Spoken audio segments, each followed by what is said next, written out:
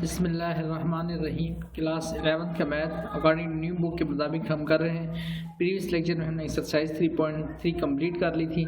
आज के लेक्चर में हम एक्सरसाइज 3.4 क्वेश्चन नंबर 1 स्टार्ट करते हैं।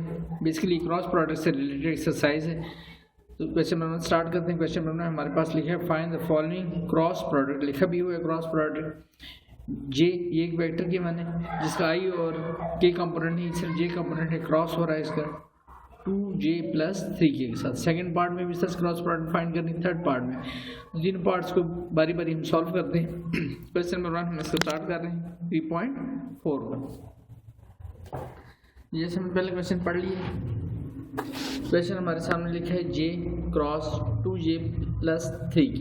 तो जैसे मैंने आपको पहले वेक्टर में हमारे पास इसका i कंपोनेंट और k कंपोनेंट नहीं, तो उसकी जगह हम खुद से लिख लेंगे 0i + j एंड देन के कंपोनेंट भी नहीं तो उसकी जगह 0k लिख दिए। क्रॉस आगे हमारे पास इस वेक्टर में i कंपोनेंट नहीं तो उसकी हम लिख लेंगे 0i, आगे वैल्यू गिवन है +2j एंड +3k। अब इन दोनों क्रॉस प्रोडक्ट करने का तरीका कि आपने डिटर्मिनेंट लेना है और उसके ऊपर i, j एंड k लिख देना है। एंड देन i कंपोनेंट की वैल्यू i कंपोनेंट के नीचे लिखनी है, j कंपोनेंट की j कंपोनेंट के नीचे और k कंपोनेंट की वैल्यूज k कंपोनेंट के नीचे लिखनी है। फर्स्ट वेक्टर में आप देखें तो i कंपोनेंट की वैल्यू कोफिशिएंट जो आ रहा है 0 है, j का जो है 1 है और k का भी 0 है, क्योंकि यहाँ कुछ भी नहीं लिखा तो ये 0 लिखा हुआ है। देन सेकंड वेक्टर पे आता हूँ तो i कंपोनेंट फिर से देखें 0 है, j कंपोनेंट आप देख सकते हैं क्या आ रहा है 2 एंड k कंपोनेंट की वैल्यू क्या आ रही है दैट इज 3। तो हमने यहाँ पर ये वैल्यू लिख दी।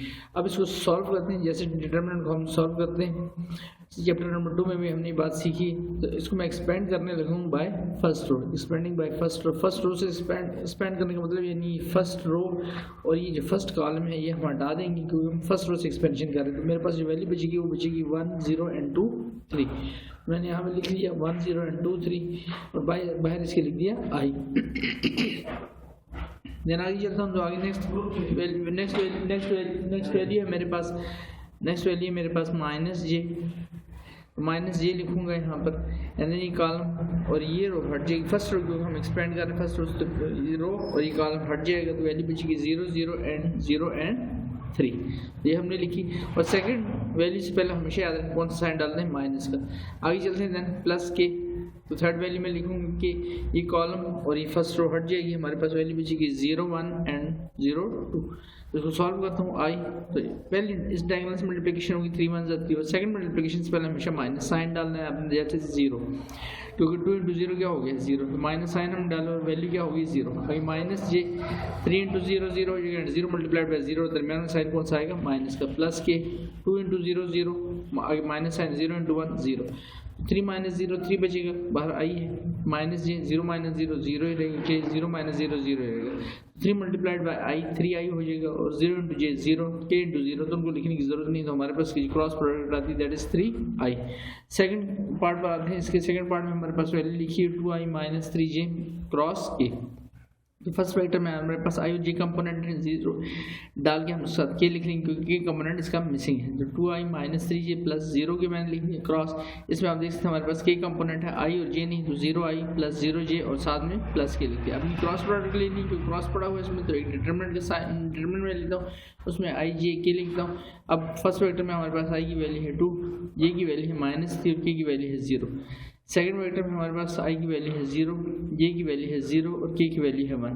अब इसको एक्सपेंड करते हैं, एक्सपेंडिंग बाय फर्स्ट रो से एक्सपेंड करता हूँ तो मेरे पास वैल्यू बनती है यहाँ पर i ये कॉलम और ये फर्स्ट रो, फिर से हट जाएगी हमारे पास वैल्यू बचेगी -3 0 0 एंड 1। फिर सेकंड वैल्यू से पहले माइनस साइन डालना है आपने, रो है -j, ये कॉलम और ये फर्स्ट रो हटेगी तो हमारे पास value 2 0 and 0 and 1 2 0 and 0 1। Next value फिर प्लस में आ जाएगी +k, तो ये कॉलम और ये फर्स्ट रो हटेगी तो 2 - 3 0 एंड 0। देन आगे इसको सॉल्व करते हैं फर्दर, तो 3 1 3 हो जाएगा एंड 0 × 0, आगे -j 2 1 2 होगा और यहाँ पर 0 × 0 +k 2 × 0 0 हो जाएगा, 3 × 0 0 हो जाएगा। तो इसकी एक्सपेंशन नेक्स्ट पार्ट पे करते हैं। नेक्स्ट पेज पे i -3i जैसे मैंने आपको कहा कि ये वैल्यू मल्टीप्लाई होगी 3 1 3 एंड 0 × 0 -3 -0 ये लिखी हुई है हमारे सामने वैल्यू, आप देख सकते हैं ऊपर। देन -j तो माइनस जे में वैल्यू देखिए हमारे पास 2 1 2 एंड 0 इंटू 0, तो 2 माइनस 0 होगा और के में 2 इंटू 0 हो जाएगा 3 इंटू 0, के में आप दोनों वैल्यूज क्या होंगी 0 हो जाएगी। तो यही लिखा हुआ है यहाँ पर I minus 3 minus 0 minus J 2 minus 0 and K 0 minus 0, minus 3 minus 0 just minus 3 रहेगा, जे 2 माइनस 0 2 रहेगा, 0 माइनस 0 जस्ट 0 रहेगा, तो माइनस 3 इंटू आई माइनस 3 आई होगा, प्लस माइनस यहाँ पर माइनस 2 जे हो जाएगी वैल्यू आपकी, और के इंटू 0 तो उसको लिखने की जरूरत नहीं है, हमारे पास क्रॉस प्रोडक्ट की वैल्यू आती है। नेक्स्ट पार्ट में आते हैं जिसमें हमारे पास दोनों में प्रॉपर कंप्लीट वेक्टर की माने आई जे के कंपोनेंट आई जे के कंपोनेंट, तो वेक्टर बनाते हैं हम यहाँ पर इसका डिटरमिनेंट क्रॉस प्रोडक्ट लेते हैं, क्रॉस प्रोडक्ट गिवन है हम इसका डिटरमिनेंट लेते हैं आई जे एंड के, तो आई की वैल्यू 2 है, जे की -3, के की वैल्यू आपकी 5 है। सेकेंड वेक्टर पे आता हूँ 6 है, देन आपके पास वैल्यू 2 है एंड देन आपके पास वैल्यू -3, तो ये हमने लिख ली। First expanding by first row, फिर फर्स्ट रो से एक्सपेंड करता हूँ इसको मैं, तो आई ये कॉलम और ये फर्स्ट रो हट जाएगी तो -3 5 2 -3 हमने वैल्यू लिख दी, माइनस जे ये कॉलम और ये रो हटेगी 2 5 एंड 6 एंड -3, प्लस के ये कॉलम और ये रो हटेगी 2 -3 6 एंड 2, सॉल्व करते हैं इसको आई, तो 3 3 9 नेगेटिव नेगेटिव पॉजिटिव हो जाएगा, 5 2 10, सेकंड मल्टीप्लिकेशन से पहले सेकंड डायगोनल मल्टीप्लिकेशन से पहले माइनस साइन आएगा, फिर माइनस जे 3 2 6 प्लस माइनस 6 हो गए, सेकंड मल्टीप्लिकेशन से पहले फिर माइनस साइन, 5 6 30 -30 लिखा हमने, प्लस के एंड यहाँ पर 2 2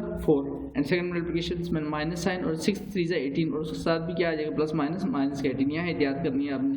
9 - 10 तो रिजल्ट -1 रह जाएगा क्योंकि माइनस की वैल्यू बड़ी है, माइनस जी -6 -30 ऐड होंगे लेकिन साइन किसका रहेगा माइनस का, -36 प्लस के 4 नेगेटिव नेगेटिव क्या हो जाएगा पॉजिटिव, 4 + 18 हो जाएगी वैल्यू हमारे पास, तो आई इंटू -1 तो माइनस आई हो जाएगा, नेगेटिव नेगेटिव मल्टीप्लाई हो जाए प्लस 36 ये हो जाएगा 18 + 4 22 साथ में के, ये हमारे पास क्रॉस प्रोडक्ट की वैल्यू आ जाती है। इस तरह से हमने इस क्वेश्चन कंप्लीट किया। नेक्स्ट क्वेश्चन पे आते हैं क्वेश्चन नंबर 2 पर। क्वेश्चन नंबर 2 में बुक में लिखा हुआ जैसे हम इसमें हमें कहा गया कि शो